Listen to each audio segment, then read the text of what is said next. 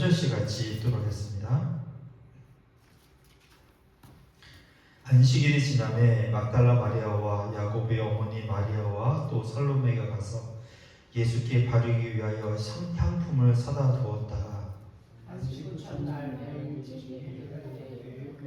가며 서로 말하되 누가 우리를 위하여 무덤 문에서 돌을 굴려 주리오 하더니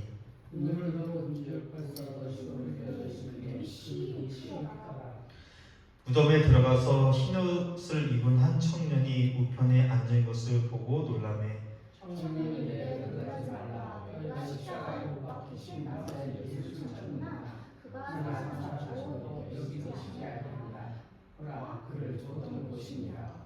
가서 그의 제자들과 베드로에게 이르기를 예수께서 너희보다 먼저 갈릴리로 가시나니 전에 너희에게 말씀하신 대로 너희가 거기서 배우리라 하라 하는지라.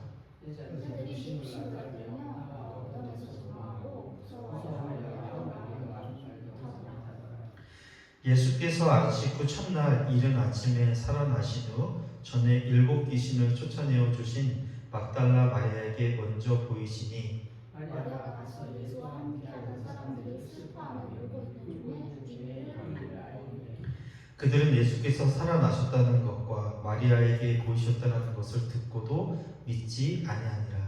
그 후에 길을 준 두 사람이 걸어서 시골로 갈 때 예수께서 다른 모양 그들에게 나타나시니 두 사람이 가서 남은 제자들에게 알리었을 때 역시 믿지 아니하니라.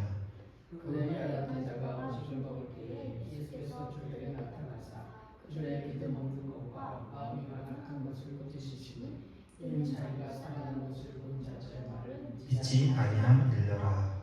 아멘. 오늘은 부활주일입니다. 예수님은 분명히 다시 살아나셨습니다. 예수님은 확실하게 부활하셨습니다. 제가 어렸을 때 TV에서 유라겔라라는 그 사람인데 그 초능력자라고 혹시 들어보신 적 있어요? 유라겔라. 숟가락 부분을 이렇게 손으로 만지면 숟가락이 이렇게 구부러져요. 90도로.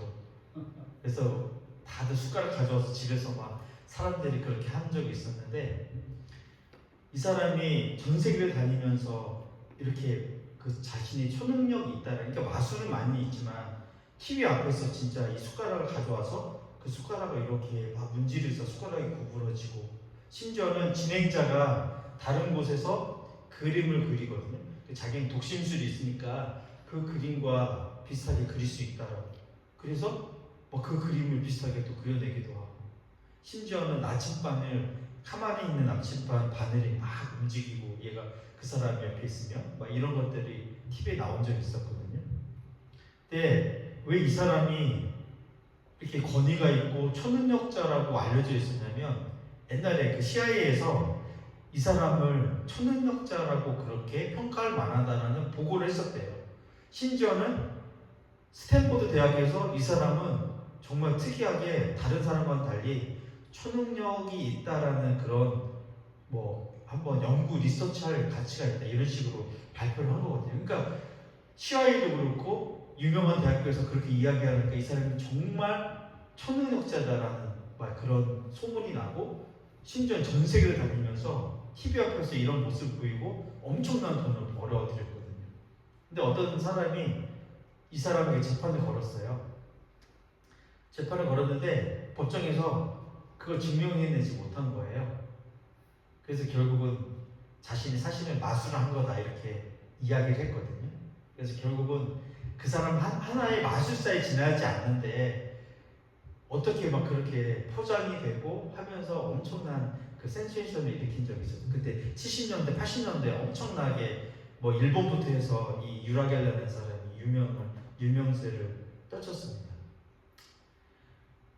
오늘날, 지금도 옛날도 그렇지만 오늘날 무엇이 진짜인가, 무엇이 가짜인가 이걸 판별하는 게 매우 중요한 시대가 되지 않았습니까?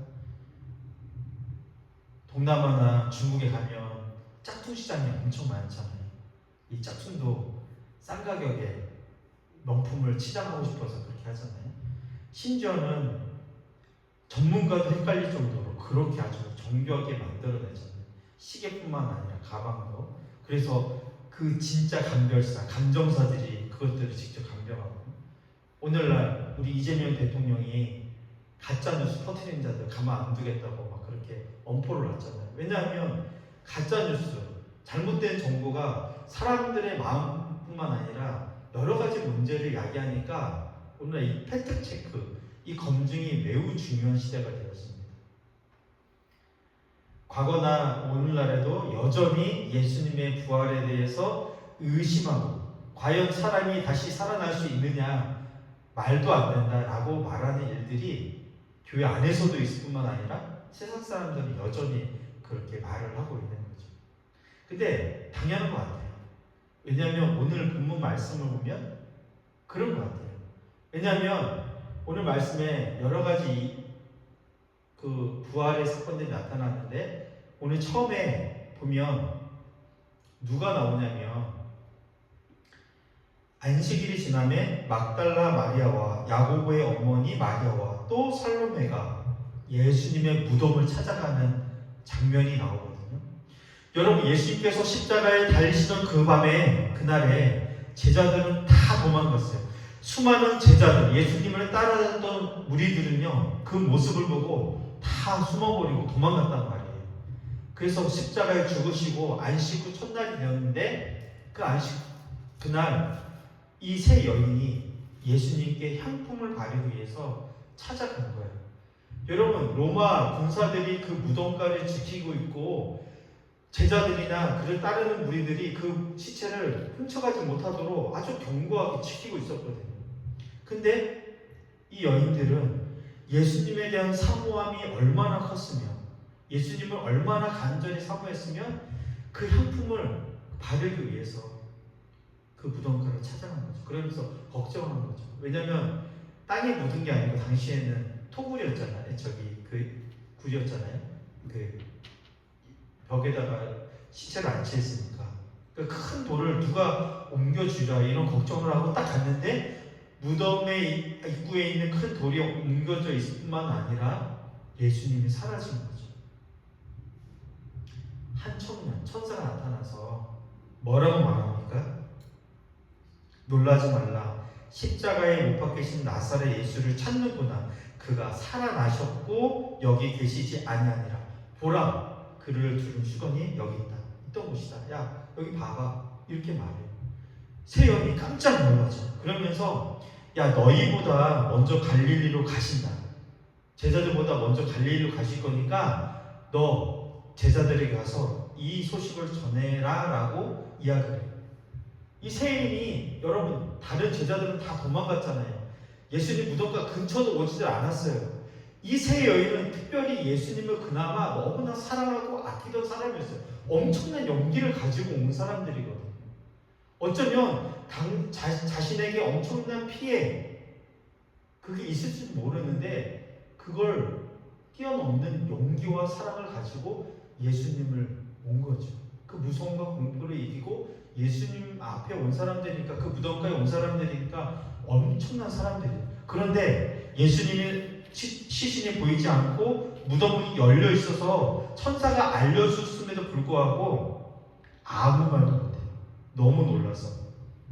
8절에 보니까 여자들이 몹시 놀라 떨며 나와 무덤에서 뭐 했어요? 도망하고 무서워하여 아무에게 아무 말도 하지 못하더라. 믿지 못한 거죠. 예수님이 다시 부활할 것을 여러 번 말씀해 주셨지만, 예수님이 실제로 부활하자 그 부활하신 예수님이 하셨다는 사실을 받아들일 수가 없는 거, 오히려 더 무서워했다는 말이에요. 그러니까 아무 말도 하지 못했어요. 10절하고 11절에는 어떤 이야기가 나옵니까? 제자들의 반응이 나오잖아요. 다른 사람들이 아니에요. 예수님이 3년 동안 함께 동거동락했던 사람들이, 예수님의 엄청난 기적을 본 사람들이고, 예수님의 진리의 말씀을 수없이 들었던 사람들이, 예수님께서 내가 예루살렘에 가면 심한 고초를 당하고 십자가에 달리실 것을 말씀해 주셨고 내가 다시 살아난다라는 사실을 제자들에게 여러 번 말씀해 주셨어요. 그런데 그 제자들은 다 도망가 버렸잖아요. 그때 엠마오로 갈 때 두 제자들을 만나요. 그리고 그들에게 자신이 부활한 예수라는 사실을 설명해 줘요. 나중에 깨닫죠. 이 제자들이, 두 제자가.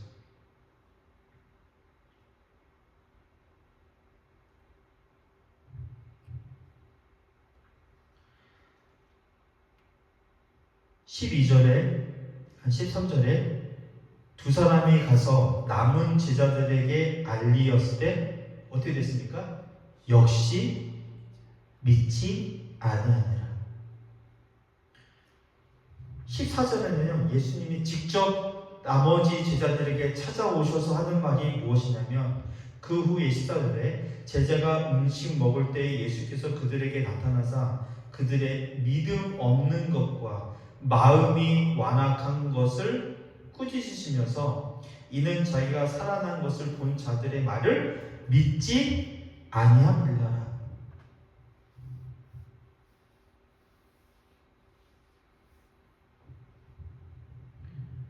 아니, 직접 예수님을 살아나셨다는 것을 본 이 마리아의 말도 믿지 않고 엠마오로에서 만났던 두 제자가 직접 부활하신 예수님을 만났다라는 사실을 말해줬음에도 불구하고 나머지 제자들 믿지 않았다는, 당연하죠. 이 땅에 있는 사람들, 심지어 신앙생활하지만 교회 다니는 사람 중에 진짜 예수님 살아나셨을까? 이렇게 말하는 사람도 있어요, 실제로. 여러분, 제자들도 처음에는 믿지 않았다는 거죠. 그런데 예수님이 직접 제자들을 만나 주십니다.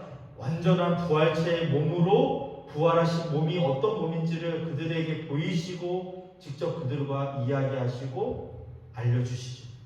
제자들이 예수님이 진짜 하나님의 아들이셨구나, 진짜 부활하셨구나.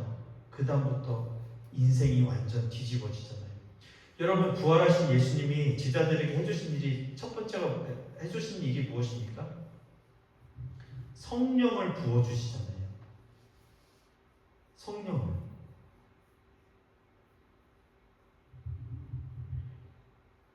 요한복음 20장 22절에 보면 부활하신 예수님께서 제자들에게 뭐라고 말씀하시냐면 성령을 받으라, 그렇게 말씀해 주세요. 부활하신 예수님이 제자들에게 제일 먼저 주신 게 뭐냐면 성령을 받으라, 이렇게 말씀해 주시거든요. 요한복음 20장 20절에. 그러자 그들의 인생이 완전히 뒤집어지잖아요. 사도행전을 가보십시오. 베드로가요, 어떻게 말합니까? 사장에서 안전뱅이에 있는 거렁뱅이에게 내가 너에게 줄 수 있는 금과 은은 없다. 내게 있는 예수 그리스도로 명하노니 일어나 걸으라 명령하잖아요. 그리고 나서 그 뒤 다음 장에 가면 내가 이렇게 행할 수 있었던 이유가, 근거가 무엇이냐? 부활하신 예수님의 능력이다라고 고백을 해요. 그리고 나서 수많은 제자들이 그의 500의 형제들에게 다 보여주시잖아요. 그러면서 예수님의 부활을 목격한 자들이 동일하게 엄청난 능력으로, 엄청난 고난 앞에서도 예수님을 부인하지 않고 끝까지 예수님은 부활하셨다, 부활하신 예수님은 나는 전한다, 이것을 기록하고 있잖아요. 여러분, 그 뒤에 수많은 예수님을 목격한 자들이 이게 가짜라고 하면 어떻게 일관성 있게 수천 년이 지난 지금도 이 증언을 하고 있느냐는 것입니다.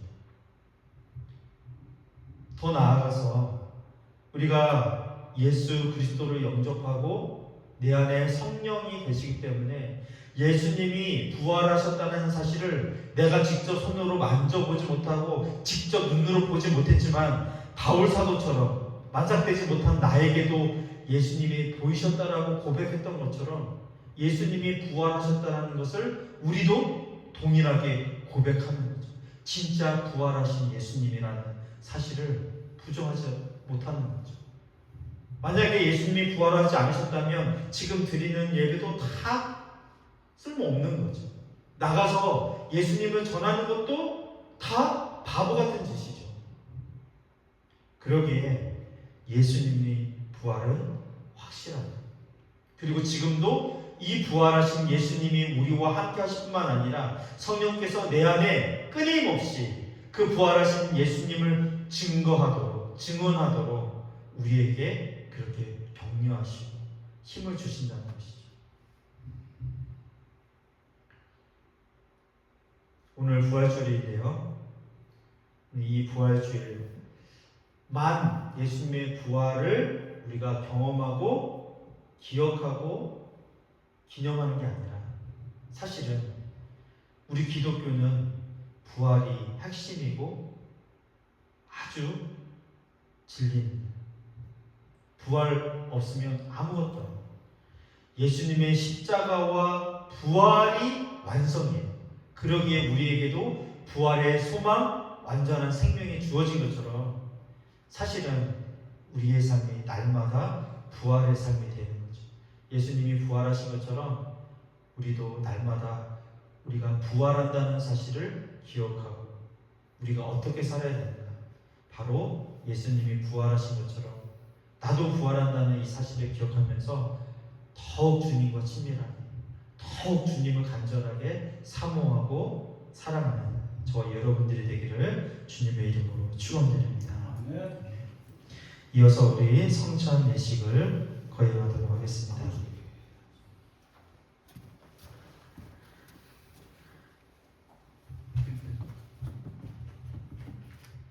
성찬식은 우리 주님께서 잡히시던 날 밤에 몸소